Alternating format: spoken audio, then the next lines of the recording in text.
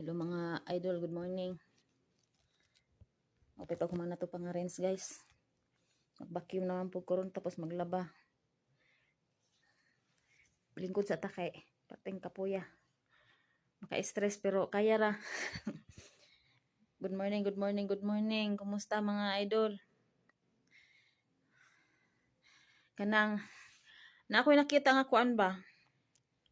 Na ako'y nakita nga po sa content creator ganin na buntag sayo habang nagluto ko.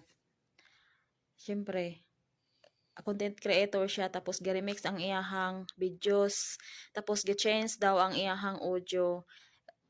Abin niyo mga idol, pag mag-remix good ta tapos atong i-change ang audio nga kita ang audio mo ipuli na to ang ato ang audio dili na sila masiguro maka-earnings no kay suko kayo siya jud iyang screenshot kay ang iyahang videos habang nagbiyahe daw sila kanang gikawat daw sa another content creator tapos dako ra ba kay views kasi niabot og 69k views no tapos iyaha gutong kuan munang gi-change ang iyahang audio ba gi-change niya syempre bisa pag i-change na to ang audio nato sa ato ang gi-remix kay makita man sa video nga sila ang owner di ba dili na to i-change